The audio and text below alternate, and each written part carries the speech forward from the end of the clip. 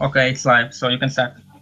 Okay. Hi, everyone. My name's Chris Baker-Bryan. Thanks so much for attending today. I'm going to talk to you a little bit about BBOXX, where we've come from. We're well, no longer a startup. We were a startup once.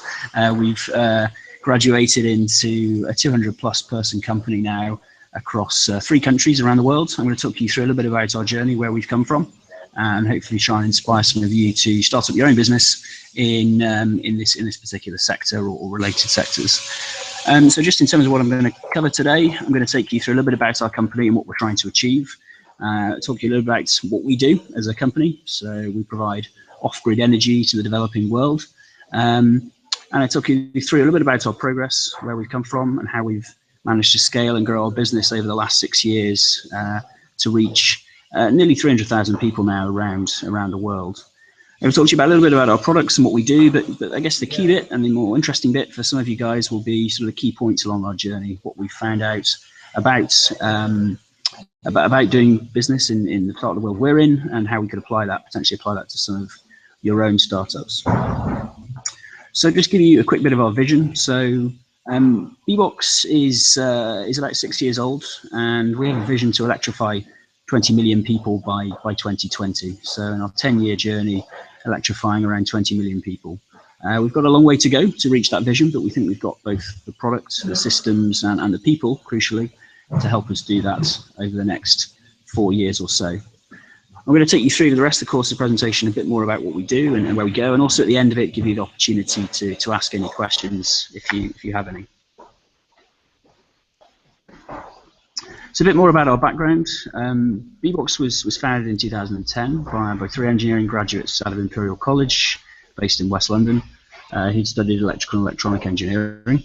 In 2008, we founded a charity, which is still running today, which electrified a community in northern Rwanda back in 2008, 2009.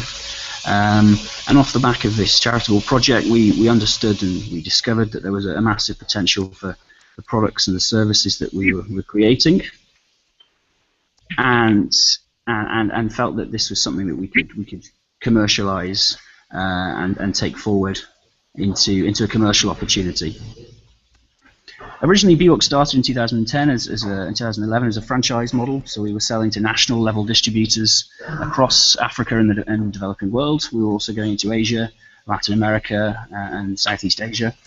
We established back in 2010, 11 our own supply chain, developing the products, building out some of the initial products that you can see on this screen at the top of the page, and taking those through to commercialization and in our supply chain in China. In 2013-14, we decided to take a bit of a pivot. We changed direction, which is quite common in startups. I'm sure some of you are probably going through that at the moment. And we decided to establish our own retail presence and provide end customer financing for our products on the ground. And this was really born out of a specific need that we saw as the unaffordability really of these particular products for our local customers. We saw that a $300 upfront product wasn't really, a $400 upfront product wasn't really able to reach the mass market without some form of consumer financing. So in 2013, we developed a retail business based in Kenya and Rwanda, where we have now 150 full-time staff in those markets. And our business is now graduating into 3 distinct areas. So here in London, in the UK, where I'm based at the moment, we do the engineering and the finance work. In China, through our subsidiary BBOXX Asia, we do the manufacturing of our products. I'll come on to that in a bit in a minute. And particularly in Kenya, Rwanda, we do the end customer financing and distribution of our products, as well as the after-sale service and support. So just talk to you a little bit about our customers and where they are and what they do. So we wholly own our retail network in East Africa, and we target households and small businesses who are currently spending on energy between $5 and $25 a month, roughly. That's our typical customer segment. In addition, we have third-party distributors around the world who are looking to target similar markets using in their own areas.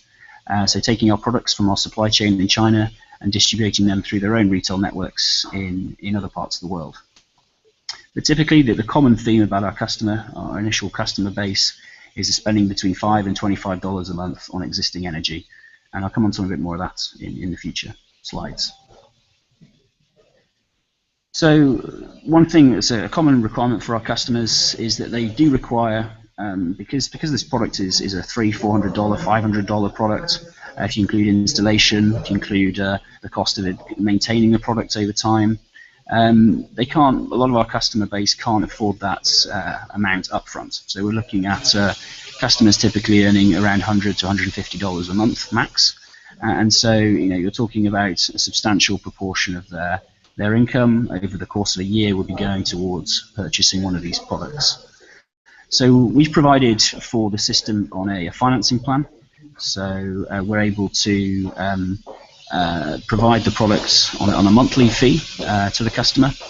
And really what we do is that when the customer is paying us and the unit is installed at their home, we service the product and we make sure it's working for the lifetime of their payment with us. So the customer pays us for the product for 3 years. We guarantee that the system will be working for 3 years. We'll provide spare parts for free. We will provide maintenance for free. We will make sure that they get the highest quality energy and value for money whilst they're paying us.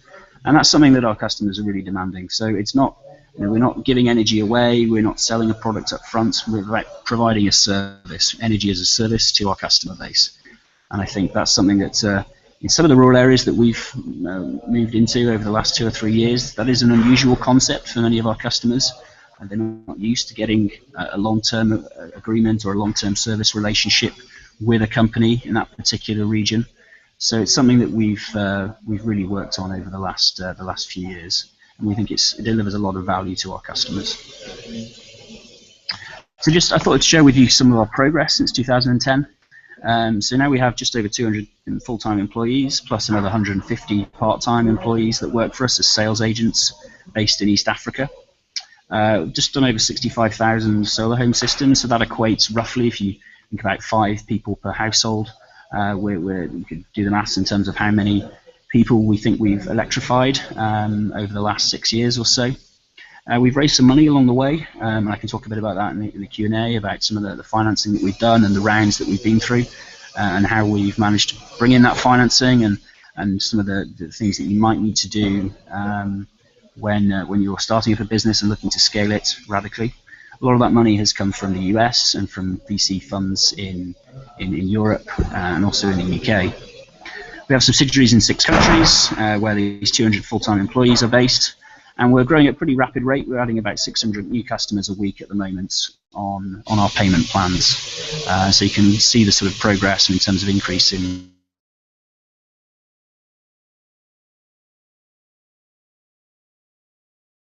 we're doing at the moment our own systems from scratch, all over the last 6 years been built up from scratch, so we're able to control the full value chain, everything from design here in London all the way through to distribution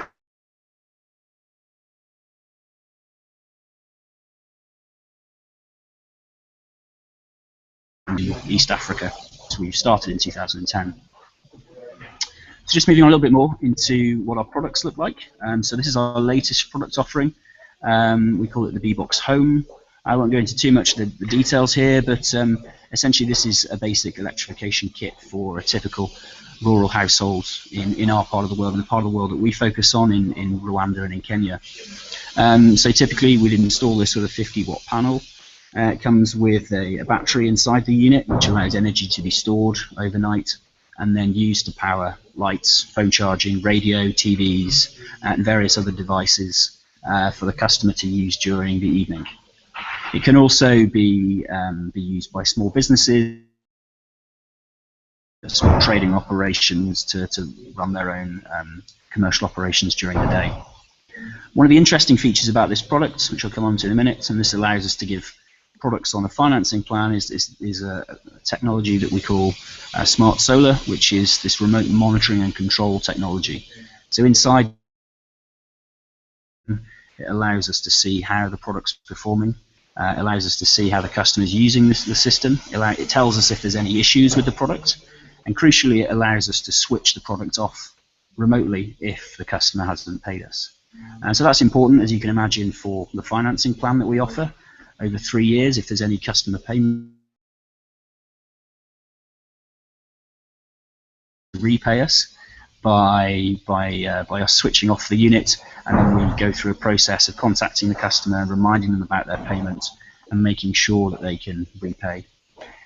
We've gone a bit more in technical details if you require in the later part of the session. And just give you an update, this is an example of what we can see. So you can see that we can track and monitor all of our products globally. So whenever it comes out of the factory, we're able to see where it is in the world. So all these little red dots are units spread across Rwanda. We can see when it last connected, and we can see a little graph on the right, for example, how the customer is using the product. So for example, this particular using the most amount of energy from the system. So you can get an understanding of when they're using it and how they're using it and what appliances they're running. So this information really allows us to provide an amazing level of customer service to people who have never experienced that before. I think that's the crucial thing, and so we're able to provide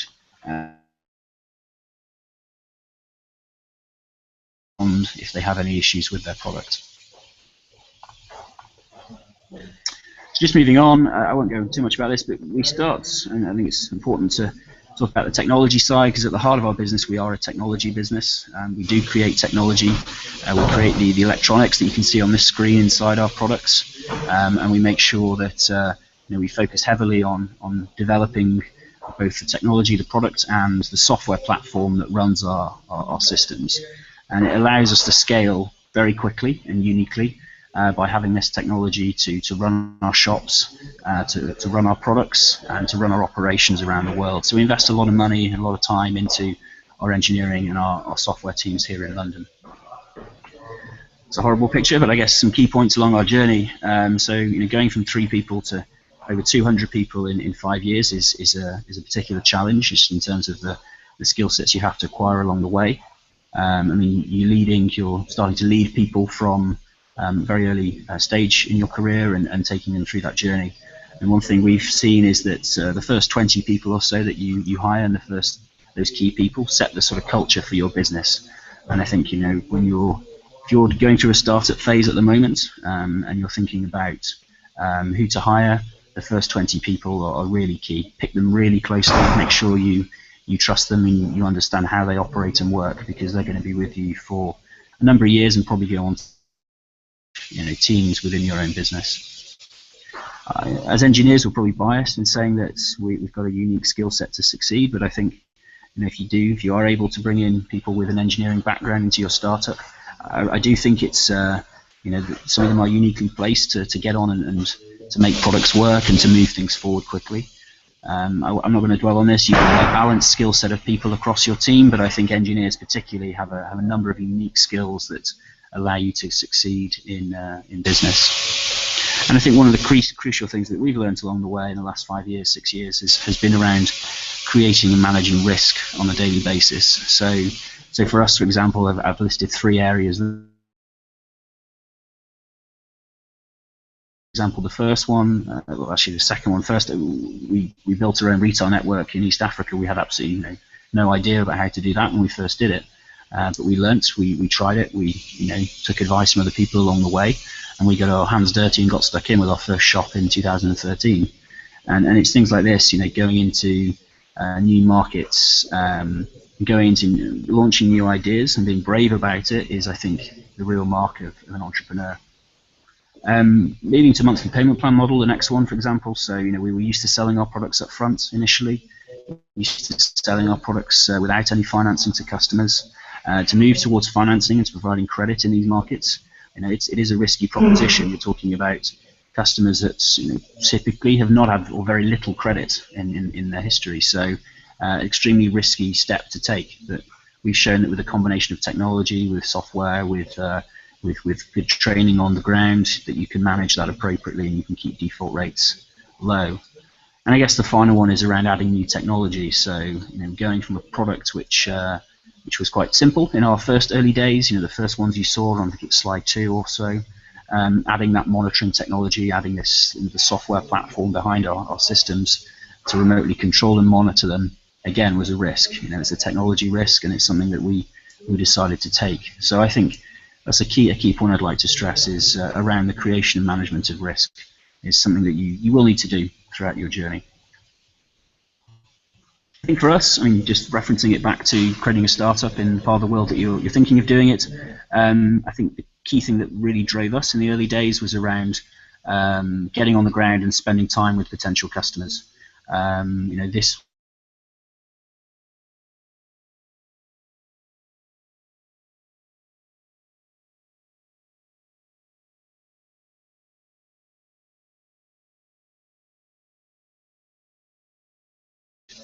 and what their pain points were, you know, and that can apply across any business. You know, I think the key thing to do when you're starting up any business is to identify, okay, where is my first 10 customers? Where's my first 100 customers? Where's my first 1,000 customers? You know, and keep working on increasing that number over the first months and years of your business. If you focus on the customer and you focus on where they are, then in theory, lots of other things will come easily to you. So I'd really strongly recommend finding customers and users from day one and help build a strong business case at later stages for investment. Again, another thing I'd like to mention is around local employment and training. So building a strong team globally. Again, we've built up a team of nearly 200 people now around the world, or just over 200 people. And that doesn't come easily, and particularly in the areas we've been working in, investing in training schemes for local staff, such as Joseph here, who's one of our technicians in Rwanda. You know, making sure that these guys understand the company culture and are able to grow up with the business and also find progression opportunities. I think that's extremely important.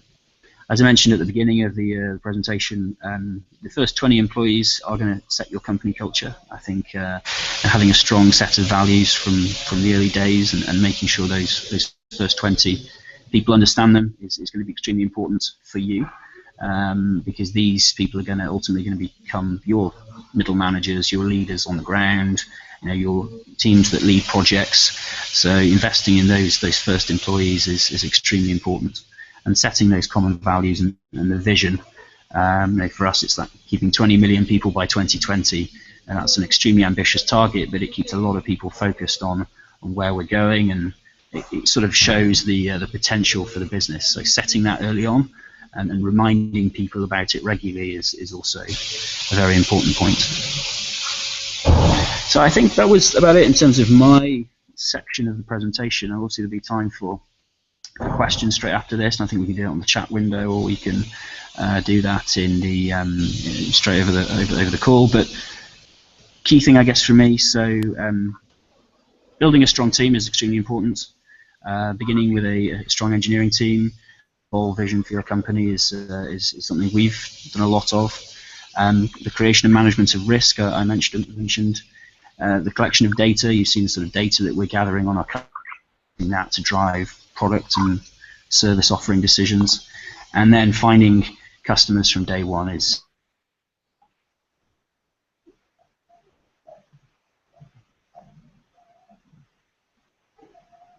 I can go into that in a bit more detail in a minute, but I think it's important to treat some of your investors also as you need to understand what they're willing to invest in, what risks they see, and treat them as a customer. On that, I think that's probably about it from me. I think I'll leave this slide up there, and we can do some questions, I think. Yeah, so let me start with the first question. So what was the development cost of the initial MVP?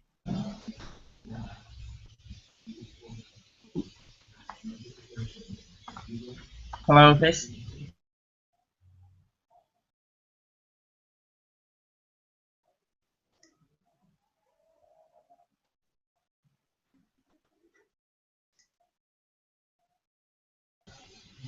Hi, Chris, can you hear me?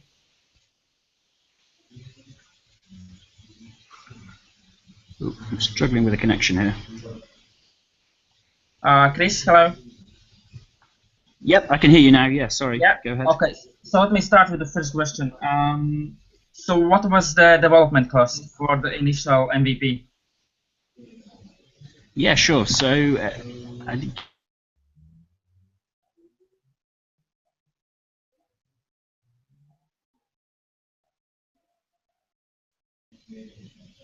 Hello? oh, can you still hear me? Sorry, I think we're Yes, having a yes, bit of yes, trouble I with the can hear you now. Yeah. connection. Yeah, you can hear you. Okay. So in terms of development for the initial product, we're talking about the initial seed funding that we raised was probably around 50,000 US dollars, roughly, to go on and develop the initial product, make about 1,000 units or so, and get those on the ground. That was way back in 2010. And we learned a lot from those initial units. We understood the market we're trying to helped us sell and get on board some initial distributors in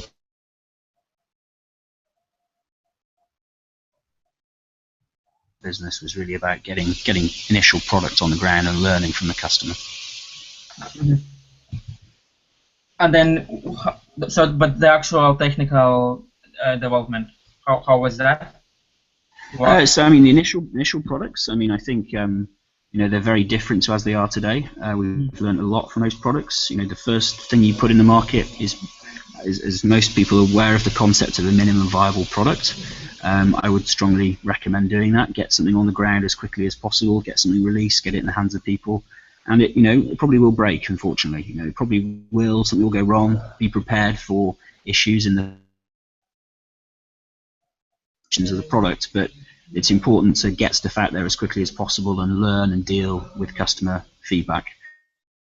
Mm-hmm. The biggest thing I would say is get that initial product out there. Initial product development. So you saw on one of the early slides the little blue box. I think if you reviewed the presentation, there was a couple of early slides, a little picture of a blue box product. It looks very different to our product today, and that's gone through 5 iterations now to get to where we are today. So a lot of improvement, a lot of major changes over the last 6 years, and that's important to do. I think is the product you launch on day one is not going to be the product you've got in a few years' time, and that's something important to remember. Yeah, and then how did you raise the actual 50K for the first 100 units? Yeah, so this was really like friends, family, ourselves putting together money. It was some colleagues from university, and it was really just sort of nobody serious, no sort of major for anything. It was very much a friends and family sort of round. So that was the initial round. In terms of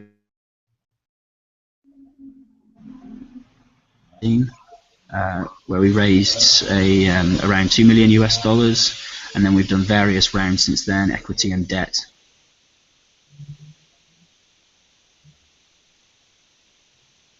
Showed earlier on the slides. Yeah, and then how did you actually come up with the idea? With the name, sorry? No, with the idea, with sort of the concept itself. The idea. So the idea itself came out of a university project that we were doing. So at Imperial College in 2008, we were doing you're thinking about, okay, how can I apply some of this classroom learning and actually do something with this degree that I'm trying to do? So our idea was to go and use those skills to electrify a village in northern Rwanda.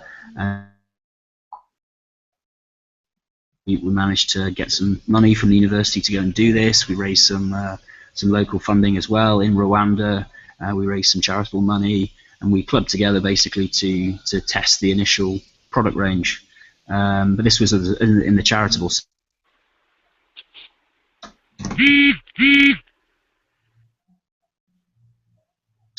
In idea 10 to just over 6 years ago.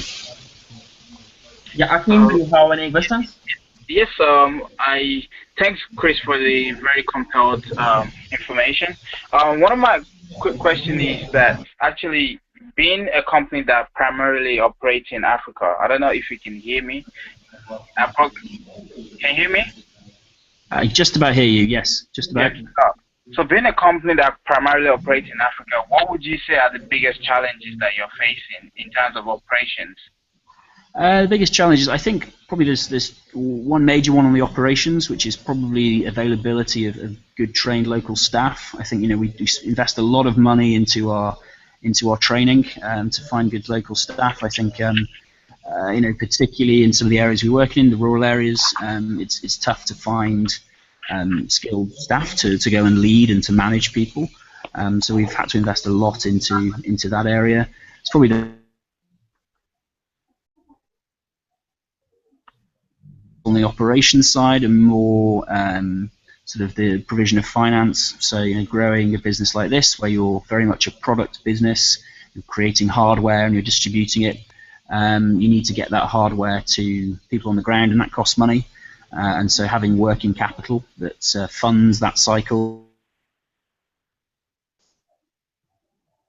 that's quite an expensive process. So to do that over a long period of time can be quite expensive. So probably the two, I would say, the two biggest challenges to our business are probably. And you also suggested on the take-home slide here that it's good to start with an engineer with a strong team of engineers, but don't end with a strong engineer team. What does that actually mean in terms of in a business sense?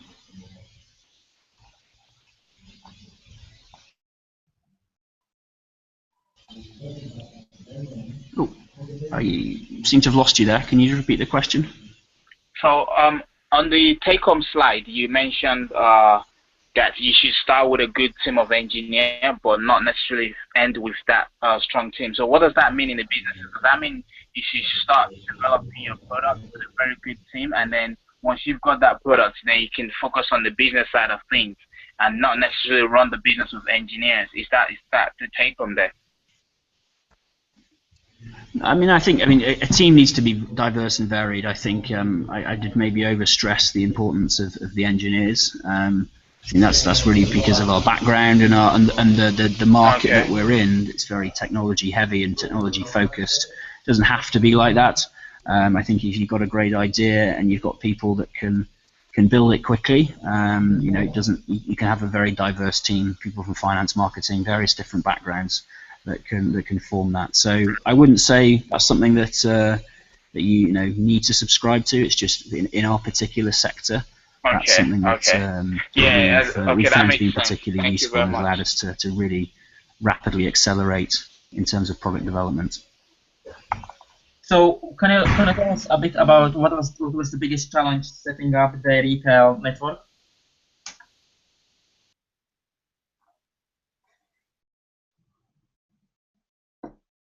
Hi, Chris, are you here?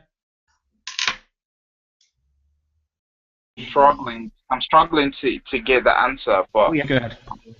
So yeah, I'm also wondering. You said the first 20 employees are very important. Is there any particular method or strategy that you actually use in acquiring that? Because initially, understanding that you might be desperate for some resources, and to make sure you're very careful in selecting the right people. How do you guys go about that?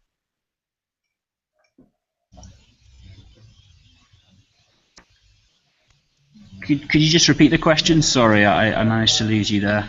It's breaking up, but it's fine. So you said that recruiting the first 20 employees are very, very important. So my question is, is there a particular strategy in terms of how you manage to do that successfully?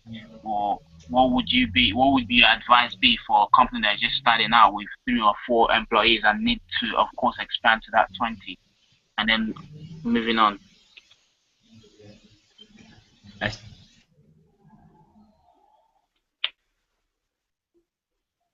Again, sorry, the line's not great. Just So the question was how do you determine who to take on your team early on, given that it's very important since the 20 people, Yeah, sure.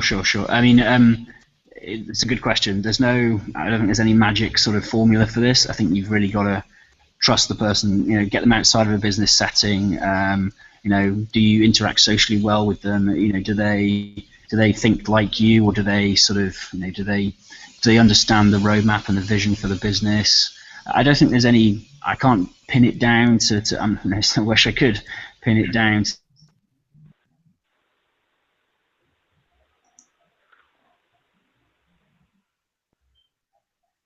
I think we have lost Christopher due to a bad connection. The connection is really bad. I think we need to sort this out ASAP. Yeah, we're still live, by the way. I don't think Google Hangout is the best way. We'll have to find a solution. Yeah. So shall we just wrap this up, or shall we wait for him?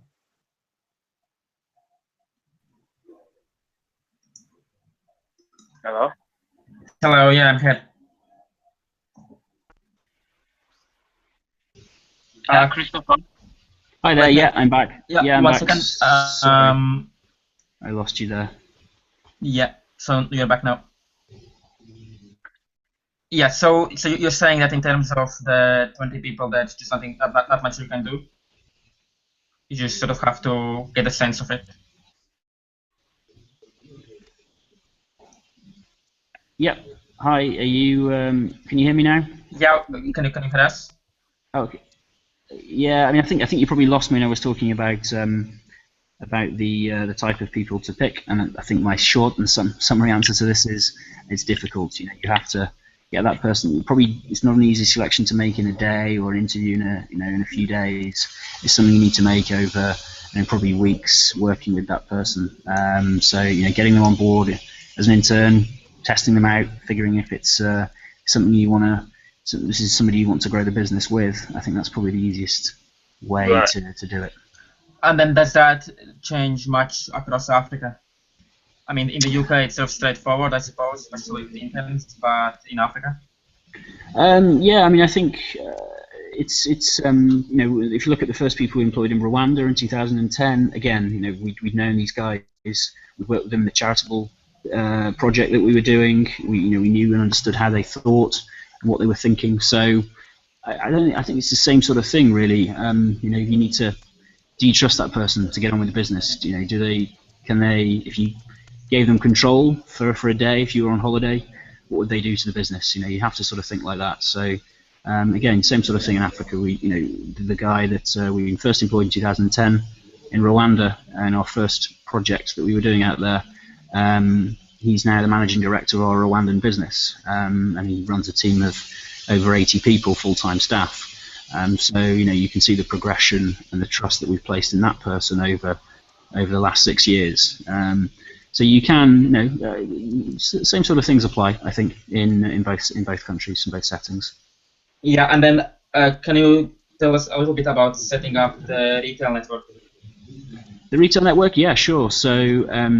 So actually, how we did that initially was we actually, when we first, so I might have mentioned this in the presentation, we did, the first 3 years we were very much focused on national level distribution. So we had our supply chain in China, and we were distributing products to distributors across Africa, Asia, Latin America, and so on. In 2013, we opened up our retail network, and that was actually done by buying out.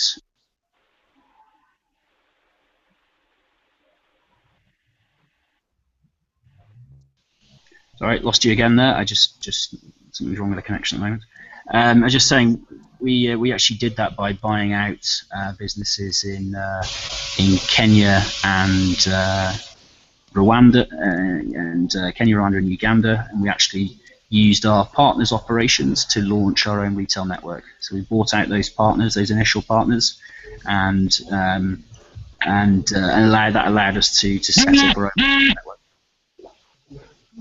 And I read recently that you had the Microdeal with some sort of bank. Can you tell us about that? And also, what does that mean to the sector? Yeah, sure. So we recently did the world's first off-grid securitization. So this means we're selling off future cash flow receivables from our customers, so future cash flows from our customers to a third party within that country. For a discounted rate, so that they will pay us in advance for the expected amount to come from our customers. So this is a very interesting way of increasing the level of local finance that we're able to access. First time it's happened. It's a common tool which has been used in the solar sector in the developed world, but not in off-grid solar previously, or in Africa, or in outside of Europe or the US. So it's an interesting method, and it's something we're really excited about scaling over the next few years. Yeah, Chris. Generally, one quick question around the investment. Generally, investors are very skeptical about going to Africa. Investors here in Europe or in the US generally. How are you guys able to go around that, to actually get investment? I think the biggest thing for us is about demonstrating that you can control that investment. So, for example, for us, it was about the monitoring and control technology that we put into our products. So, yes, these products are scattered across rural Rwanda, rural Kenya. We've got several tens of thousands that are out there at the moment.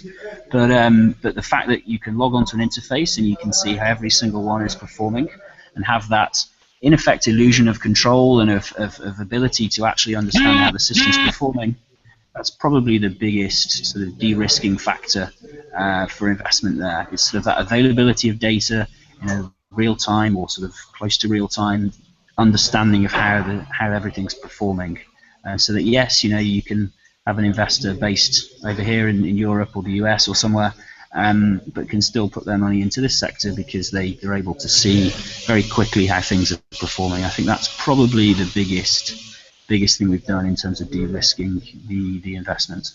Investments, okay. And also, you mentioned that you've actually iterated the product about 6 times. The box itself. In terms of IP, have you had to reestablish or reapply for each step as an IP, or only the final product will actually qualify as an IP product? No, some of the original IP I think was filed in 2012, 2014 as well. We've got a couple of patents which are out there. So no, it applies and continues to apply throughout the technology chain. So I think IP is a strange one. It's what do you call IP? It can be a patent. It could also be your logo, your trademark. That could be more important. I was actually speaking in general, because you're probably one of the clever engineers. Generally, engineers would think, IP is just patent, so that's why I was addressing it towards patent. Yeah, it doesn't. Yeah, patents are a means to an end. Ultimately, applying for patents helps you protect against other people coming in potentially, but it could also be used as an investment tool. Having patents in your company could allow you to attract more finance from investors because they see that there's a patent on there. So patents are used for various different reasons and by different people for different reasons. So it's not, you don't have to go out and get patents. You don't maybe need it. If you're a software business, for example, definitely you probably don't need to have that level of you don't need to go to patenting. You can probably get away with copywriting or using a registered trademark and securing your domains, these sort of things. So yeah, it's different things for different businesses. But patents, we have a couple, but I think it's for us probably the brand and the sort of the control over the supply chain is actually probably more important for us at this stage than those patents. And are you licensing out the patents right now, or it's We don't license out the patents per se.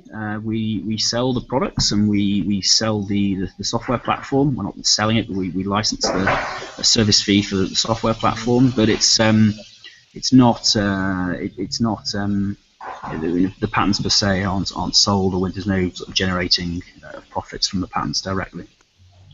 Again, they're an investment tool for us. Okay, right. Okay, thanks very much. So, can you tell us a bit about the operations? So I know that you are sort of very even international in terms of your operations. You manufacture in China. Yeah, that's right. Yeah, so as I said, we've got major staff now in 4 countries, plus another operations in another couple. So around 200 staff spread in 3 continents around the world. So around 30 people here in London. We have 15 staff in China, and we have just over 160 staff now in East Africa full time. So we have quite a vertically integrated business, everything from design and development here in London, through to manufacturing in China, and then through to distribution and finance activities in sort of the after sales activities in East Africa and Rwanda and in Kenya. And then in terms of markets and sectors, so you're very active in East Africa. What about West? And also, I think you're doing things in Asia as well. Yeah, that's right. I mean, we chose to focus on I know this is the Startups West Africa group, but we chose to focus on East Africa because of the charitable projects we had, the connections we had into those countries, and I think that is an important place. When you're starting a business, you need to have those local connections. It's extremely important. We've done some stuff in West Africa in the past, in Sierra Leone, in Nigeria, and Ghana, through partners, not through direct investments ourselves. We've done, again, stuff in Asia through partners, not through direct investments. And really, we're looking to expand that part of our business as we grow. We think that Nigeria particularly has a massive opportunity and has a major energy crisis at the moment, as I'm sure most of you are aware. So it's something that we are looking to move into. But at the same time, we need to make sure that our Kenyan and Rwandan operations grow and become a major business in that region. So there's the risk of spreading yourself too thin. So you need to make sure that we focus on particular areas, and the areas that we're good at, we think, are around the software platform and the product, and then around in East Africa anyway, the operations on the ground. So potentially using that first part, the technology and the IT platform, working with operations partners in West Africa to get that out there. That's something that we'll start to see across probably into 2017 now, but something that will become more prevalent for BBOXX in the next few years. And then in terms for the diaspora, how can a diaspora access the markets without the initial connections on the ground?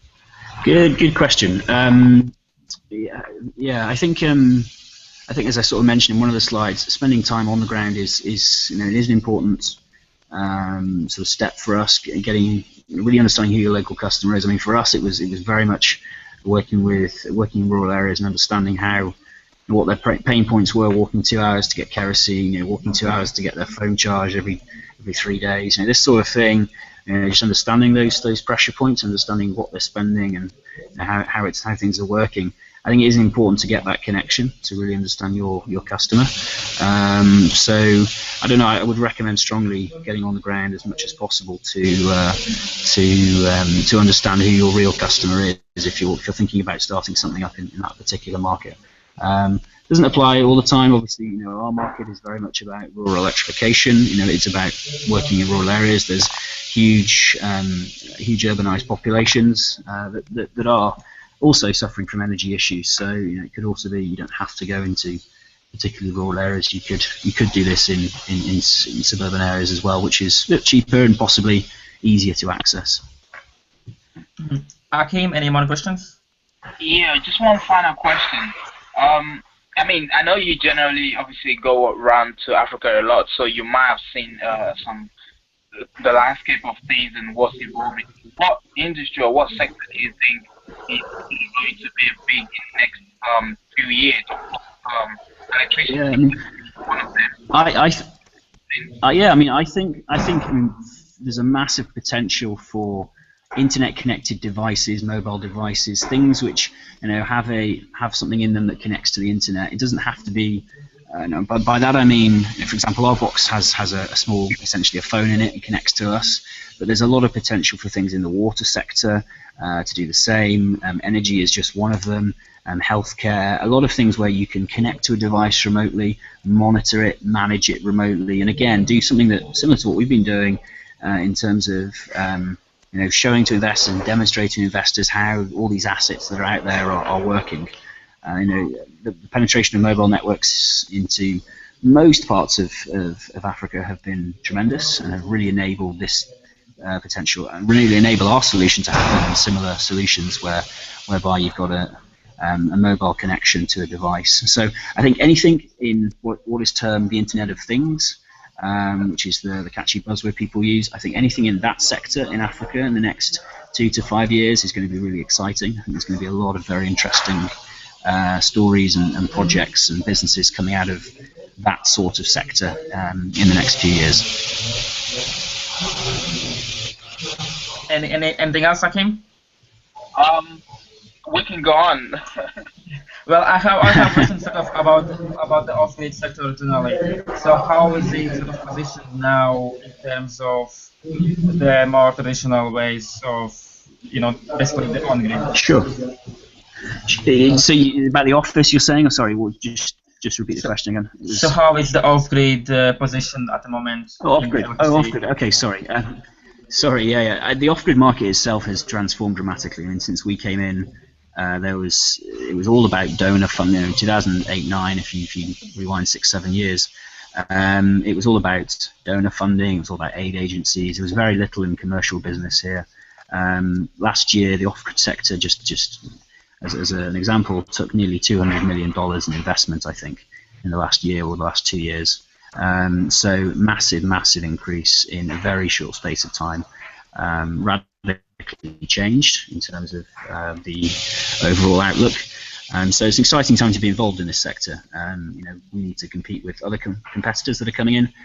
We need to compete for market share. It's becoming a much more of a real business, a real industry, if you like, rather than an industry which was driven by donors and by sort of donations of electricity and donations of products and projects. It's becoming much more of a competitive landscape. So that's exciting. Also presents new challenges, but at the same time, it's great to see this finance. Chris, I have a quick question.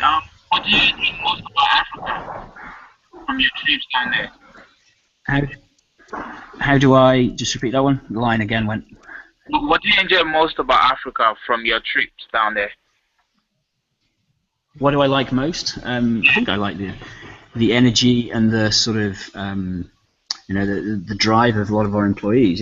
These guys are incredibly motivated. If you look at some of our technicians in the field, they probably have one of the hardest jobs in BBOXX. Getting out on a motorbike and getting up into the hills, getting on people's roofs 4 times a day, getting systems installed, working with those customers and getting back to base. It's the drive and the motivation of these staff to succeed. I think that's probably the biggest thing I've seen. And that applies across all our workforce. They're incredibly motivated people, and I think that's probably the most inspiring thing that I see.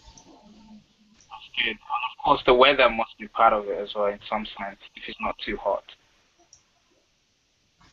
Yep. Okay, thank you. That's it for me. I think that's it from me as well.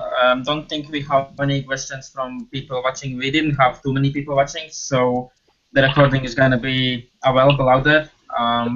Thank you, Chris. No problem. Thanks. Yep, that's fine. No.